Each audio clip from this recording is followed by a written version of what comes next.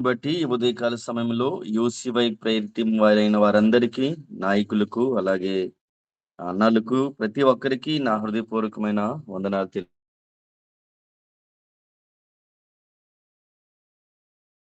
మా యేసయ్యానికి స్తోత్రం. నాయనా అల్పుడను ఎన్నిక లేని వాడునైన నాకు ఈ చక్కని సమయాన్ని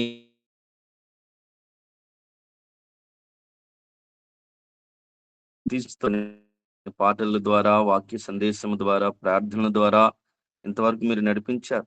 నాయనా నన్ను మరుగుపరిచి మీరే మాట్లాడి నన్ను బలపరచమని, వాక్యం వింటున్న వారిని కూడా బలపరచమని, యేసయ్య మీ సన్నిధి కాంతి మాకు తోడుగా ఉంచి బలపరచమని యేసయ్య నామములో అడుగుచున్నాను తండ్రి. ఆమేన్. ఆమేన్. యేసుక్రీస్తు నామములో మీ అందరికీ నా హృదయపూర్వకమైన వందనాలండి. మరి నా గురించి ఒక 2 మాటలు ఏంటంటే, నా పేరు ఉపేంద్రరావు. దేవునిలో నా పేరు పీటర్ అని నేను పెట్టుకున్నాను. మా స్వస్థలం వచ్చి బొబ్బిలి దగ్గర పార్వతీపురం అంటే ఒడిస్సా బార్డర్ అండి. మేము హైందవులం. దేవుడిని తెలుసుకున్నాను. నేను బీఈడీ చేసి ఒక ప్రైవేట్ స్కూల్‌లో నేను టీచర్‌గా చేస్తున్నప్పుడు, నా భార్య టీచర్‌గా చేస్తున్నప్పుడు, దేవుడు మమ్మల్ని సేవకు పిలిస్తే పార్వతీపురం అంటే ఈ పిఠాపురానికి దాదాపు 400 కిలోమీటర్ల దూరం. అక్కడి నుండి నేనొచ్చి ఈ పిఠాపురం నియోజకవర్గం ఉప్పాడ పట్టు చీరలుంటాయి. ఆ పక్కనే నాగులాపల్లి అనే ఒక పల్లెటూరులో సముద్ర తీర ప్రాంతంలో నేను దేవుని సేవ చేయడానికి దేవుడు నాకు కృపను అనుగ్రహించారు. ఒక 25 మంది విశ్వాసులతో ఒక చిన్న పరిచర్యను నేను దేవుని బట్టి మాత్రమే కొనసాగిస్తా ఉన్నాను. ఈ విధంగా కొనసాగుతున్న నా జీవితంలో ఎన్నో ఒడిదుడుకులు, ఎన్నో శ్రమలు, ఎన్నో నిందలు, ఎన్నో అవమానాలు ఎదుర్కొంటూ ఈ సేవా పరిచర్యలో ముందుకు కొనసాగుతున్నాం. మరి వినీత్ అన్న గారు నాకిచ్చిన ఈ చక్కని సమయమును బట్టి నేను దేవుని స్తుతిస్తా ఉన్నాను. ఆహ్, నేను పెద్దగా నేనేం మాట్లాడకపోవచ్చు గానీ, దేవుడు నా హృదయంలో పెట్టిన మాటను మీతో తెలియజేసుకోవాలని ఈ ఉదయకాలం నేను మీ ముందుకొచ్చా. ఈ యోదావు రాసిన పత్రికలో 12వ వచనములో దేవుని వాక్యం ఏమని రాయబడిందంటే, మీరు నిర్భయముగా మీతో సుఖభోజనము వీరు నిర్భయముగా మీతో సుఖభోజనము చేయుచు తమ్మును తాము నిర్భయముగా పోషించుకొనుచు మీ ప్రేమ విందులలో దొంగమెట్టులుగా ఉన్నారు. వీరు గాలి చేత ఇటు అటు కొట్టుకొని పోవు నిర్జల మేఘములుగాను, కాయలు రాలి ఫలములు లేక 2 మారులు చచ్చి వేళ్లతో పెళ్లగింపబడిన చెట్లుగాను ఉన్నారు అనే విషయాన్ని ఇక్కడ యోధా గారు ప్రస్తావన చేయుచు ఉన్నారు. గాలి చేత ఇటు అటు కొట్టుకొని పోవు నిర్జల మేఘాలు, గాలి చేత ఇటు అటు కొట్టుకొని పోవు నిర్జల మేఘముగా ఉన్నారు అని ఇక్కడ భక్తుడు సెలవిస్తా ఉన్నారు. నేనైతే ఈ మాటను ఒక విశ్వాసిగా, ఒక సేవకునిగా, ఒక దైవికమైన వ్యక్తుల కోసం నేను ఈ మాటను తీసుకున్నా. ప్రియమైన దేవుని జనాంగమా, దేవుని సమాజమా, దేవుని బట్టి నేను ప్రార్థిస్తున్నాను. ఈ మాటను న్యూ కింగ్ జేమ్స్ వెర్షన్ లో ఏమన్నారు అంటే, they are clouds without water carried about by the winds. వారు మేఘాలే కానీ వితౌట్ వాటర్, ఆ మేఘంలో ఏం లేదయ్యా అంటే నీరు లేని మేఘాల్లాగా ఉన్నారని అన్నాడు. ఇంగ్లీష్ స్టాండర్డ్ వెర్షన్ లో వాటర్లెస్ క్లౌడ్స్ అన్నాడండి. అసలు నీళ్ళే లేవంట. గుడ్ న్యూస్ ఎడిషన్ లో they are like clouds carried along by the wind but bringing no rain. ఆ మేఘము అసలు వర్షాన్ని తీసుకురావడం లేదు. ఆ మేఘం ఉంది కానీ ఆ మేఘంలో అసలు నీరు లేదు, మేఘాల్లో అసలు వాటరే లేదు అని ఈ బైబిల్లో రాయబడిందండి, ఈ ఇంగ్లీష్ ట్రాన్స్లేషన్ లో. నేను ఈ ఉదయకాలంలో నాకు ఇచ్చిన సమయమును బట్టి ఖచ్చితంగా నా సమయాన్ని నేను ముగిస్తాను. నేను మీ ముందు పెట్టదలుచుకున్న మాట ఏంటంటే, నిర్జల మేఘము, నీరు లేని మేఘాల్లాగున్నారు, వాటర్లెస్ వ్యక్తులుగా ఉన్నారు అనే విషయాన్ని ఒక క్రైస్తవ విశ్వాసిగా, దేవుని నమ్ముకున్న బిడ్డలుగా నేను ముందు పెడతా ఉన్నాను. దేవునికి స్తోత్రం కలుగును గాక. నిర్జల మేఘము అంటే మన వ్యక్తిగత జీవితాలలో, నీ వ్యక్తిగత జీవితంలో అనేక మంది నిన్ను కలుసుకుంటూ ఉంటారు. అమ్మా నా కోసం ప్రార్థించమని, లేదా అయ్యా నా కోసం ప్రార్థించండి అని, లేదా మీ యొక్క ఆత్మీయ సలహాల కొరకు, వారి బాధ నీతో చెప్పుకోవడం కొరకు, లేదా నీ నుండి ఆదరణ కొరకు వారు నీ దగ్గరికి రావచ్చు. అలాగా నీ దగ్గరికి వస్తున్న వ్యక్తుల కొరకు నువ్వు మాటలతో సరిపెట్టే నిర్జల మేఘంగా ఉన్నావా? లేదా ఒక నీలి మేఘము వలె వారికి ధైర్యము, ఆదరణ కలిగించి చిరుజల్లులు కురిపించే మేఘములా ఉన్నావా? నీవు ఖచ్చితంగా నీలి మేఘంలా, బరువైన మేఘంలా, కురిసే మేఘంలా, పరిశుద్ధాత్మతో నింపబడిన బరువైన మేఘంలా, బలమైన విశ్వాసిలా నేను ఉండాలి. నిర్జల మేఘము గాలెట్టేస్తే అటు కొట్టుకొని వెళ్ళిపోయే పరిస్థితులు. కొన్నిసార్లు విశ్వాసులుగా మన స్థితి ఏమైపోతా ఉంది? దేవుని నమ్ముకున్న బిడ్డలుగా, దేవుని తెలుసుకున్న వ్యక్తులుగా నిర్జల మేఘములాగా నువ్వు కొట్టుకుని వెళ్ళిపోవడం వలన ప్రయోజనం ఏమీ లేదండి. ఏ ఎండకు ఆ గొడుగు పడుతున్నట్లుగా వ్యక్తిత్వాలు మారుస్తున్న వ్యక్తులుగా మనం ఉండడానికి వీలు లేదండి. వాటర్లెస్ క్లౌడ్స్ గా మనం ఉండడానికి వీలు లేదు. దేవుని సమాజమా, ప్రియ క్రైస్తవుడా, నీవు నిర్జల మేఘములా ఉన్న సమయము, నిస్సారమైన జీవితంలో గడిపిన సమయం ఇక చాలు.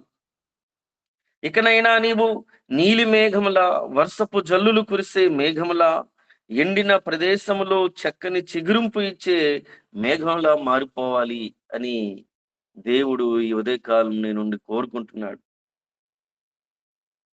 నిర్జల మేఘములాగా ఉన్న సమయం చాలండి. మన వలన ఎవరికి ఉపయోగం లేదాయే, ఎవరికి మన వలన ప్రయోజనం లేదు. ఏ విధమైన మన జీవితంలో అభివృద్ధికరమైన పరిస్థితులు లేని నిస్సారమైన, నిర్జలమైన మేఘములాగా మనం ఉన్నది చాలు. ఇకనైనా నీవు మేఘములా, నీలి మేఘములా, వర్షపు జల్లులు కురిసే మేఘములా, ఎండిన ప్రదేశంలో, ఎండిపోయిన ప్రాంతంలో చక్కని చిగురింపు ఇచ్చే ఆ చిరుజల్లులు కురిసే మేఘంలో నువ్వు ఉండాలని దేవుడు కోరుకుంటున్నాడు. దేవునికి స్తోత్రం కలుగును గాక. 400 కిలోమీటర్ల దూరము నేను వచ్చి ఇక్కడ దేవుని సేవ చేస్తున్నాను. కనీసం నాకు ఇక్కడ బంధువులు లేరు, ఎవ్వరూ లేరు, స్నేహితులు లేరు. నాకంటూ ఎవ్వరూ లేని పరిస్థితుల్లోనే ఒక చిన్న పూరి పాకలో ఒక చిన్న పాడుబడిపోయిన ఇంటిని అద్దెకి తీసుకొని దేవుని సేవ చేస్తా ఉన్నాను. ఎన్నో సార్లు అనిపించింది, ఎందుకు ఈ సేవ? ఎందుకు ఇంత దూర ప్రయాణం? ఎవరు తెలియని ఈ ప్రాంతంలోనికి వచ్చి నేను ఎందుకు నిలబడాలి? దేనికోసం అని నేను ఎన్నో సార్లు వేదన పడుతున్న సమయంలో, నిర్జల మేఘములాగా నా అవిశ్వాసంతో నేను కొట్టుకుపోతున్న తరుణంలో ప్రభువైన యేసుక్రీస్తు ప్రభుల వారు నా హృదయాన్ని, నా జీవితాన్ని నీలి మేఘంలా మార్చారండి. నా పరిస్థితులను బట్టి నేను కొట్టుకుపోకుండా, నా ఆర్థిక పరిస్థితులను బట్టి నేను కొట్టుకుపోకుండా, దేవుని కొరకు స్థిరంగా నిలబడే నీలి మేఘముగా దేవుడు నన్ను ఈ స్థలములో నిలబెట్టారు. అది కరోనా సమయం. సంఘం మూతబడింది. విశ్వాసులు ఎవ్వరు కనీసం పాస్టర్ గారు ఎలా ఉన్నారు అని చూడడానికి కూడా ఎవరు రాలేదా? ఎవరు కనీసం మాట్లాడే వ్యక్తులు లేరు. ఎవరు పలకరించేవారు కూడా లేరు. ఏంటి ప్రభువా నా పరిస్థితి అని నేను అనుకుంటున్న తరుణంలో నాకు 2019 మధ్యలో ఒక ఆమె, మా చర్చి విశ్వాసి, ఒక చిన్న కోడి పెట్టిచ్చిందండి. కోడి పిల్లిచ్చింది. ఇది చర్చిలో ఉంటది బాబు, ఆ బియ్యం తింటది అని అంటే, సరే అమ్మా ఉంచండి అని ఉంచాను. నాకు తెలీదండి అది దేవుడిచ్చాడు. దాన్ని చాలా జాగ్రత్తగా పెంచాను. అలా నా కరోనా సమయంకి వచ్చేసరికల్లా అది మా ఇంట్లో నాకు తెలియకుండానే దాదాపు 200 కోళ్ళయిపోయాయి. ఆ ఊరు చివరుండేవాడిని. ఆ చెట్ల మీద, ఆ ఇంటి మీద అలా తిరుగుతా ఉండేవి. అందరూ నన్ను కోడి పాస్టర్ అనేవారు. ఏదేమంటున్నా సరే, ఇది ఎందుకు ఆవిడిచ్చింది? ఎందుకిలా పెరుగుతున్నాయి? ఇది ఎన్ని గుడ్లు మొట్టెట్టినా అన్ని గుడ్లు పిల్లలయిపోయేవి. అన్నీ పెరిగేస్తా ఉండేవి. అన్నీ నా దగ్గరే ఉండేవి. అది ఊరు చివర ఉండడం ఎవరికీ డిస్టర్బెన్స్ లాగా ఉండేది కాదు. ఏంటి ఇన్ని కోళ్ళయిపోయాయని నేను ఆలోచించుకుంటూ ఉంటున్న తరుణంలో కరోనా సమయం వచ్చింది. ఎక్కడికెళ్ళడానికి దారి లేదండి. నాకున్నదే చిన్న సేవ. నాది ఆ బ్రతుకు తెరువు లేదు, జీవనాధారం లేదు. మా పరిస్థితి ఏంటి ప్రభువా అనంటే, అప్పుడు మొదలుపెట్టారండి. ఆ రోడ్డు పైన ఎత్తి వెళ్తూ మాస్కులేసుకొని, పాస్టర్ గారు మాకు ఈ కోడ్ కావాలి, మాకు ఈ కోడి పుంజు కావాలి అంటే ఎంతని నేను ఎవ్వరికీ ఎంతని చెప్పలేదండి. నువ్వెంత ఇవ్వాలనుకుంటున్నావో ఇంత ఇవ్వండి, మీరది తీసుకెళ్ళండి అని చెప్తే, ఆ విధంగా ఆ కరోనా సమయంలో 200 కోళ్ళు అమ్మేసానండి. అన్ని డబ్బులు లెక్కేసుకుంటే రూ. 70,000 దేవుడు నాకిచ్చాడు. దేవునికి స్తోత్రం కలుగును గాక. ఈ కరోనా సమయంలో నేను ఏమైపోవాలి అన్న తరుణంలో దేవుడు నన్ను ఆ కోళ్ళ ద్వారా అద్భుత రీతిగా పోషించాడు. ఎందుకు ఈ మాటలు నేను చెప్తా ఉన్నానంటే, నీ జీవితంలో కూడా నిరాశ్రయమైన పరిస్థితులు, ఏం చేయాలో పాలు తోచని పరిస్థితుల మధ్య నువ్వు కొట్టుమిట్టాడుతా ఉన్నావా? నిరాశ, నిస్పృహల మధ్య మీరున్నారా? ఎందుకు ఈ సేవ? ఎందుకు ఈ జీవితం? ఏంటి మా పరిస్థితులు అని మీరు ఏవండీ నిర్జల మేఘంలాగా గాలిచ్చి కొట్టుకెళ్ళిపోదామా? ఏంటి మా పరిస్థితులని అనుకుంటున్నారా? అయితే నేను మీకు చెప్పదలుచుకున్న ఒక మాట. నువ్వు స్థిరమైన మేఘంలా ఉంటే దేవుడు నిన్ను నీలి మేఘంలాగా నింపేస్తాడండి. దేవుడు నిన్ను అద్భుతంగా స్థిరపరుస్తారండి. అయితే దేవుని కొరకు నిలబడే వ్యక్తులుగా మనం ఉండాలి. గాలి చేత ఇటు అటు కొట్టుకొని పోయి నిర్జల మేఘములాగా నీ ఆత్మీయ స్థితి ఉండకూడదు. మీ ఆత్మీయ జీవితాలు ఉండకూడదు. మీ పరిస్థితులు ఉండకూడదు. దేవునికి స్తోత్రం. దేవుని బట్టి మనము మారాలి అని దేవుడు కోరుకుంటా ఉన్నారు. యోబు గ్రంథము 36వ అధ్యాయము 27వ వచనములో యోబు గ్రంథము 36వ అధ్యాయము 27వ వచనములో ఆయన ఉదక బిందువులను పైనుండి కురిపించును, మంచుతో కూడిన వర్షము వలె అవి పడును, మేఘములు వాటిని కుమ్మరించును, మనుష్యుల మీదకి అవి సమృద్ధిగా దిగును. ఆయన ఉదక బిందువులను పైనుండి కురిపిస్తాడంటండి. మంచుతో కూడిన వర్షము వలె అవి పడతాయంట ఆ ఉదక బిందువులు. మేఘములు వాటిని కుమ్మరించును, మనుష్యుల మీదకి అవి సమృద్ధిగా దిగును. మేఘాలు కుమ్మరిస్తున్నాయి ఆ చక్కని చెనుకులను, ఆ చిరుజల్లులను, ఆ వర్షపు బిందువులను మనుషుల మీద. నీవు కూడా ఒక మంచి మేఘముగా, ఆత్మీయ వర్షమును కురిపించే బిడ్డగా, పరిశుద్ధాత్మతో నింపబడిన బిడ్డగా, ఆదరణ కలిగించే వ్యక్తులకు ఆదరణ కలిగించే వ్యక్తిగా నీవు ఉండాలి అని నేను కోరుకుంటున్నాను. ప్రియ దేవుని సమాజమా, నీవు నేను ఉదక బిందువుల మంచుతో కూడిన వర్షము వలె మనము ఉండాలి. గాలి చేత ఇటు అటు కొట్టుకొని పోయే వారంగా మనం ఉండకూడదు. స్థిరులుగా, విశ్వాసంలో బలమైన వారంగా మనము ఉండాలి అని ఈ ఉదయకాలం నేను మీకు తెలియజేస్తా ఉన్నాను. మా చిన్నప్పుడు మా సండే స్కూల్ టీచర్ చెప్పింది. ఎవరు ఈ వచ్చే వారం కల్లా మీరందరూ ఎవరో ఒక వ్యక్తిని దేవుని మందిరానికి తీసుకొని రండి అని చెప్పారు. నేనప్పుడు ఫిఫ్త్ క్లాస్ చదువుతా ఉన్నాను. అయితే నేనొక మంచి సండే స్కూల్ విద్యార్థిగా పెరిగాను. అయితే మా సండే స్కూల్ టీచర్ చెప్పింది, వచ్చే వారం ఎవరినైనా తీసుకెళ్ళాలి అని ఆలోచిస్తే నా ఫ్రెండ్స్‌ని అడిగాను. ఎవరు రాలేదు. మా పక్కింటి వాళ్ళని, ఎదురింటి వాళ్ళని అందరిని అడిగాను. ఎవరు రాలేదు. అయ్యో! శుక్రవారం వచ్చేసిందే, శనివారం వచ్చేసిందే. ఏం చేయాలి అని నేను ఆలోచిస్తా ఉంటే స్కూల్‌కెళ్తున్న తరుణంలో ఒక రోడ్డు పక్కన ఒక ముసలావిడని మంచం వేసి బయట పడేశారండి. నేను ఆ మా అమ్మ దగ్గరికెళ్ళి, అమ్మా, మా అమ్మ ఇలా యేసుప్రభు దగ్గరికొస్తే ఆమె గుడ్డిది. అస్సలు కళ్ళు కనిపించవు. దేవుడు నిన్ను స్వస్థపరుస్తాడు. నువ్వు వస్తావా అని అడిగితే, నేను గుడ్డిదాన్ని బాబు, నన్నెవరు తీసుకెళ్తారు అని చెప్పింది. అప్పుడు నేను ఆవిడతో చెప్పాను, నేను చదువుతున్నది ఫిఫ్త్ క్లాసే కానీ, నేను నిన్ను తీసుకెళ్తానమ్మా అని చెప్పి, ప్రతి ఆదివారం కర్ర పట్టుకొని ఆమెను సండే స్కూల్‌కి నేను చర్చికి తీసుకొని వెళ్ళడం జరిగింది. ఆ విధంగా మా అమ్మ చనిపోయే సమయానికి, నేను ఎయిత్ క్లాస్‌కొచ్చే సమయానికి ఏ చర్చికైతే తీసుకెళ్ళానో అదే చర్చిలో ఆమెకు బాప్తిస్మం గూడా ఆమె తీసుకుందండి. ఎందుకు ఈ మాట చెప్తా ఉన్నానంటే, నీవు నిర్జల మేఘములాగా నీ మట్టుకు నీవు ఉండడం నీకు ప్రయోజనం లేదు. నువ్వు నీలి మేఘములా మారిపోయే తరుణం ఇదే. నువ్వు దేవుని కొరకు నింపబడే తరుణం ఇదే. నువ్వు దేవుని కొరకు నిలబడే తరుణం ఇదే. దేవుని కొరకు నువ్వు బలమైన వ్యక్తిగా నువ్వు నిలవబడాలి. నీ కష్ట పరిస్థితులలో, నీ నష్టాలలో, నీ బాధలలో, నీ కన్నీరులో, నీ సమస్యలలో, మీ శోధనలో యేసుక్రీస్తు నామములో పరిస్థితులను బట్టి, శోధనను బట్టి, సమస్యలను బట్టి నువ్వు కొట్టుకొని పోయే నిర్జల మేఘముగా ఉండడానికి వీలు లేదు. నీలి మేఘములా మారిపోయే తరుణం వచ్చిందండి.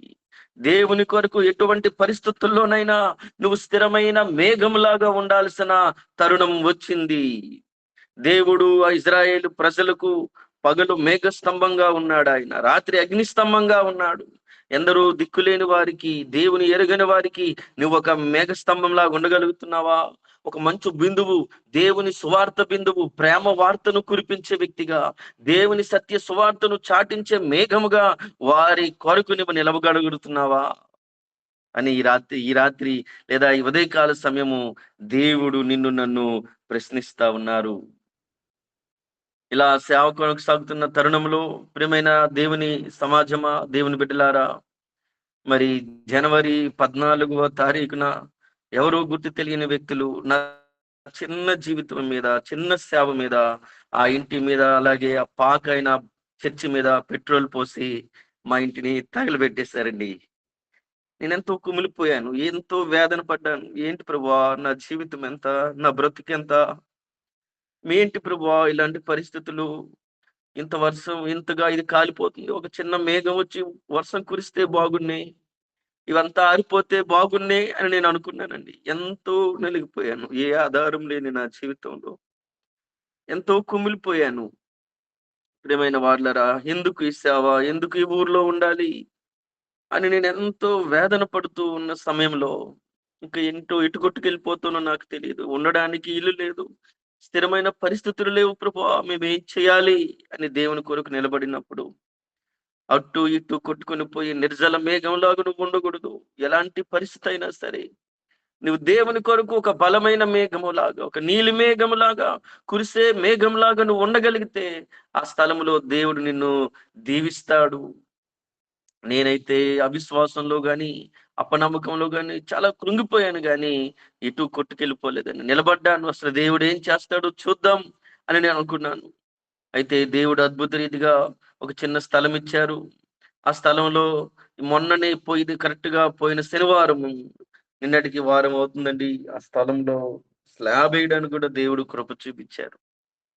నిర్జల మేఘంలా ఉంటే మన జీవితంలో ఏ కార్యము చూడలేము, కానీ దేవుని కొరకు నువ్వు ఒక నీలి మేఘంలాగా మారిపోతే, కన్నీరు కార్చే మేఘంలా నువ్వు మారిపోతే, రోదించే వ్యక్తిగా నువ్వు మారిపోతే, దేవుని కొరకు బలమైన వ్యక్తిగా నువ్వు మారిపోతే, నీ ద్వారా దేవుడు అద్భుతమైన కార్యం చేయగలడండి. నీ ద్వారా దేవుడు ఒక అద్భుతమైన వర్షమును కురిపించగలడండి. ఒక పరిశుద్ధాత్మ వర్షము, పరిశుద్ధాత్మ అభిషేకము, పరిశుద్ధాత్మ దీవెనలు నీ వలన అనేక మందికి ఏమండి ఉదక బిందువుల వలె దేవుని సత్య సువార్త, ప్రేమ మాటలు మంచుతో కూడిన వర్షము వలె అవి ఇతరుల మీద పడతాయంట. నీవు స్థిరమైన మేఘములాగా నువ్వు ఉండగలుగుతున్నావా? నిర్జల మేఘంలా కాకుండా, ఏమండి వితౌట్ వాటర్ గా మనం కాకుండా, ఏమండి వితౌట్ రెయిన్ వలె మనం కాకుండా, నీరు లేని మేఘాల వలె కురిపించని కురువని మేఘాల్లాగా మనం ఉండకూడదంట. ప్రియమైన దేవుని జనాంగమా, ఎందుకు ఈ మాటలు చెప్పారు దేవుడు? ఈ మాట నేను ధ్యానం చేస్తా ఉన్నప్పుడు దేవుడు కొంతమందికి ఈ మాట కూడా నాకు దేవుడు ప్రేరేపణిచ్చారు. కొంతమంది దేవుడు వారికి ఏదో ఒక పని ఇస్తారండి. ఏదో ఒక పని చేయాలి ప్రతి వ్యక్తి. కొంతమందికి దేవుడు పనిస్తే ఒక వారం చేస్తారు, 2 వారాలు చేస్తారు, 3 వారాలు చేస్తారు, ఒక నెల ఉంటారు. తర్వాత నెల ఏమైపోతారో ఆ పని దగ్గర మాయమైపోతున్నారు. నిర్జల మేఘంలాగా ఇట్టుకొట్టుకెళ్ళిపోతున్నారు, వారికి తెలియడం లేదు. దేవుడు నీకిచ్చిన పనిలో, దేవుడు మీకిచ్చిన ఉద్యోగంలో, దేవుడు మీకిచ్చిన సేవలో, దేవుడు మీకిచ్చిన తలాంతులలో మనం నిర్జల మేఘంలాగా అటు ఇటు కొట్టుకొని పోయే వారంగా కాకుండా, దేవుడు నిన్ను ఉంచిన ప్రదేశంలో, దేవుడు నీకు ఉద్యోగం ఇచ్చిన స్థలంలో నీవు ఒక స్థిరమైన నీలి మేఘంలాగా ఉండాలని దేవుడు చెప్తా ఉన్నారండి. దేవునికి స్తోత్రం కలుగును గాక. మనం స్థిరమైన వ్యక్తులుగా, దేవుని కొరకు నిలవబడే వ్యక్తులుగా ఆ ప్రదేశంలో నువ్వు ఉండాలి. దేవుడు నిన్ను ఏ స్థలంలో పెట్టారో ఆ స్థలంలో నువ్వు నీటి బిందువులు కురిచే వ్యక్తిగా, మంచుతో కురుస్తున్న వర్షము వలె సువార్త ప్రకటించే వ్యక్తిగా, దేవుని ప్రేమను చాటే వ్యక్తిగా, దేవుని కొరకు వెలిగింపబడుచున్న దివ్యగా, వెలుగైన వెలుగిస్తున్న ఒక కొవ్వొత్తు వలె నువ్వు ఆ స్థలములో దేవుని కొరకు నిలబడగలగాలి. దేవునికి స్తోత్రం అండి. ప్రియమైన వాళ్ళరా, రెండవ రాజుల గ్రంథంలో మొదటి రాజుల గ్రంథము 18వ అధ్యాయము 44వ వచనంలో నేనే చదువుతున్నాను. మొదటి రాజుల గ్రంథము 18వ అధ్యాయము 44వ వచనములో, 7వ మారు అతడు చూచి, అదిగో మనిషి చెయ్యంత చిన్న మేఘము సముద్రము నుండి పైకి ఎక్కుచున్నదనెను. మనిషి చెయ్యంత చిన్న మేఘము సముద్రము నుండి పైకి ఎక్కుచున్నదనెను. అంతలో ఆకాశము మేఘములతోనూ గాలివానతోనూ కారు కమ్మెను. మోపైన వాన కురిసింది. మోపైన వాన కురిసింది. ఆకాశము మేఘాలతోనూ గాలివానతోనూ కారు కమ్మెను. మోపైన వాన కురిసెను. దేవునికి స్తోత్రం. ప్రియ దేవుని జనాంగమా, నిర్జల మేఘము వలె కాక మోపైన వాన కురిసే నీలి మేఘాలుగా, మోపైన వాన కురిసే నీలి మేఘాలుగా బరువైన ప్రార్థన భారంతో, బరువైన ప్రార్థనా భారంతో పరిశుద్ధాత్మతో నిండిన మేఘము వలె అనేక మందికి దీవెనకరమైన మేఘములుగాను, వారి మీద, కుటుంబాల మీద చిరుజల్లులు కురిపించే మేఘాలుగాను మనము మారిపోవాలి. దేవునికి స్తోత్రం కలుగును గాక. అవునండి, నీకెదురవుతున్న ఒక వ్యక్తికి ప్రేమ సువార్త జల్లు కురిపించాలి. ఒక్క చిలుకైనా నీ నుండి వారి మీద కురవబడాలి. సువార్త మాటలు చెప్పాలి. యేసు ప్రభుని గురించిన మాటలు వారికి నువ్వు తెలియజేసే ఒక మంచి మేఘంలాగా నువ్వు ఉండాలి. దేవునికి స్తోత్రం. చూడండి, మేఘము ఆకాశంలో వస్తుంది. అది ఆ నీ నిర్జల మేఘం అయితే అది అలాగా ఆ గాలికి అది కొట్టుకెళ్ళిపోతుంది తప్ప అది నిలబడదు. అదే నీలి మేఘం వస్తే ఆ రైతు పొలంలో దుక్కు దున్నిన తర్వాత విత్తనాలు వేసి ఆకాశం వైపు చూస్తాడు. ఆ మేఘము నీలి మేఘం లాగా మారిపోతే, ఆ మేఘము నీలి మేఘం లాగా వస్తా ఉంటే రైతు ఎంతో సంతోషిస్తాడు. ఇదిగో నేను విత్తనాలు జల్లాను, ఈ మేఘము వర్షము తోడుకొని వస్తా ఉంది, ఆ చినుకులతో చక్కని చిగురింపు వస్తది అని. అవునండి, ఒక క్రైస్తవునిగా నీవు కూడా నీలి మేఘములాగా నిండి దేవుని ఎరుగని ప్రజల మధ్యకి, ఏమండి, దేవుని సత్య సువార్తను ఎరగని వారి మధ్య నీవు చిరుజల్లులు కురిపించే మేఘంలాగా ఉండాలని నేను కోరుకుంటున్నాను. నువ్వు ఒక భారమైన ప్రార్థన అనుభవం కలిగిన వ్యక్తిగా మారిపోవాలి. పరిశుద్ధాత్మతో నింపబడిన వ్యక్తిగా నువ్వు ఉండాలని కూడా నేను కోరుకుంటా ఉన్నాను. ప్రియమైన దేవుని జనాంగమా, మరి ఈ స్థలంలో మరి ఇల్లు కాలేకపోతే ఈ యూసీవై ప్రేయర్ టీంను కూడా నేను కలుసుకోకపోయి ఉండేవాడిని. మరి ఇల్లు కాలిపోయింది, ఎంతో వేదన పడ్డాను. అలాంటి నా జీవితాన్ని దేవుడు నీలిమేఘం లాగా నన్ను నింపుతా ఉన్నాడండి. ఈ స్థలంలో నిలబెట్టాడండి. ఆయన నాకు చేయూత ఇచ్చారండి. దేవునికి స్తోత్రం కలుగును గాక. ప్రియమైన వాళ్ళారా, ఈ యూసీవై ప్రేయర్ టీము నా జీవితంలోకి వచ్చిన తర్వాత ఏకువ జామున ఏకువ జామున ఎంతో ఆసక్తితో చేస్తున్న ప్రార్థనలు, పాడుతున్న పాటలు, చెబుతున్న వాక్య భాగాలు నాకైతే నలిగిపోయిన నా జీవితంలో, వేదన పడిన నా జీవితంలో ఇది ఎంతో ధైర్యాన్ని ఇచ్చింది. ఆ ధైర్యమే ఈ రోజు ఈ విధంగా మీ మధ్య నిలబడేటట్లుగా కూడా నన్ను చేసింది. యూసీవై ప్రేయర్ టీం వారికి, నాయకులకు, అలాగే నా కష్ట పరిస్థితులలో నాకు చేయూతిచ్చిన వినీత్ అన్న గారికి, అలాగే అంకుల్ గారు, ఆ ఇంగ్లాండ్ లో ఉంటున్న అంకుల్ గారికి కూడా, వారికి నా హృదయపూర్వకమైన వందనాలు. ఈ మాటలు దేవుడు మన వెనుకటిలో దీవించి ఆశీర్వదించును గాక. ఆమేన్.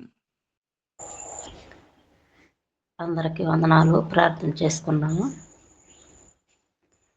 ప్రేమగల తండ్రి, కృపగల యేసయ్య, నీ ఘనమైన ఉన్నతమైన నామానికి వందనాలు, స్తుతులు, స్తోత్రాలు తండ్రి. నాయన ఈ ఉదయకాల సమయంలో తండ్రి నాయన అల్పురాల్ని, అయోగ్యరాలైన నన్ను నీ పాద చెంత చేరి నిన్ను స్తుతించుకోవటానికి మీరు ఇచ్చిన గొప్ప ధన్యతను బట్టి వేలాది వందనాలు, స్తుతులు, స్తోత్రాలు తండ్రి.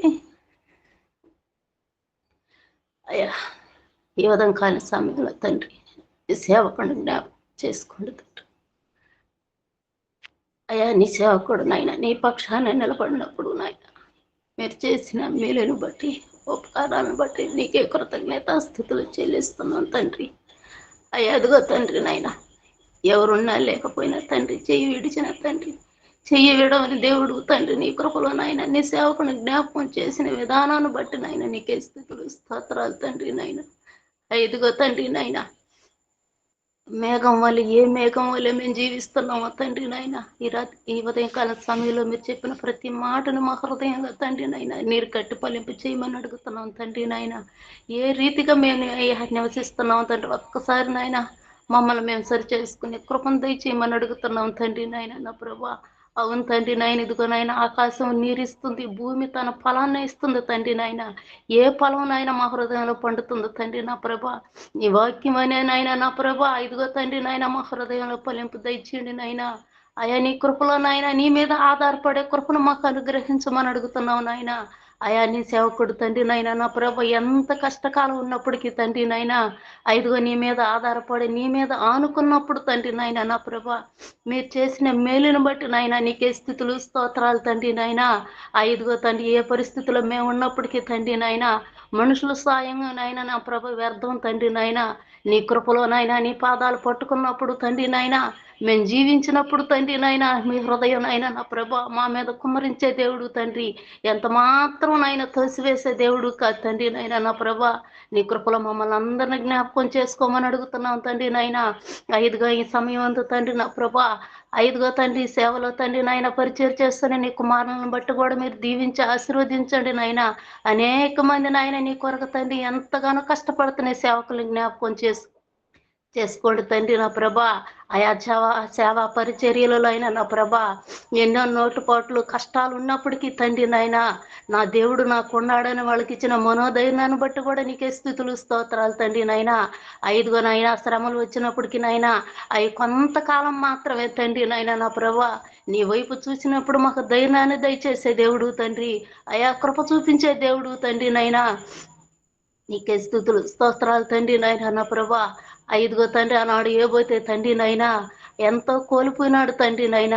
తన శరీరం కూడా తనకు సహరించిన సమయంలో తండ్రి నాయన నీ వైపు చూశాడు, నిన్ను ఆనుకున్నాడు తండ్రి, నీ మీద విశ్వాసం వదలలేదు తండ్రి నాయన.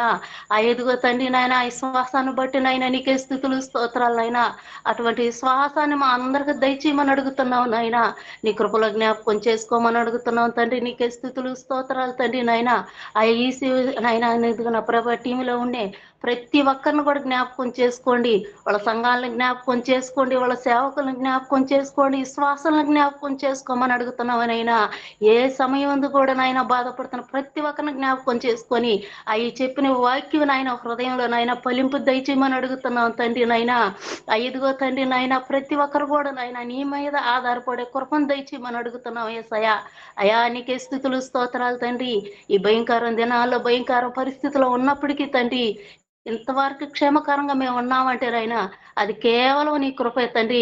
నీ కృపలో మేము అందరం తండ్రి నాయన మీరు చేసిన మేలును బట్టి నాయన నీకు కృతజ్ఞత స్థుతులు చెల్లిస్తూ నీ చిత్తమైతే నీ రాకడ ఆలస్యమైతే మేమందరం కూడా తండ్రి ఎలాగనైనా నీ పాద చెంత చేరి నిన్ను స్తుతించుకోవటానికి నేను ఘనపరిచే కృప దీవెన మా అందరికి అనుగ్రహించమని యేసయ్య నామములో ప్రార్థించి స్తుతించి అడిగి వేడుకుంటున్నాం తండ్రి. ఆమేన్. ఆమేన్. దేవుని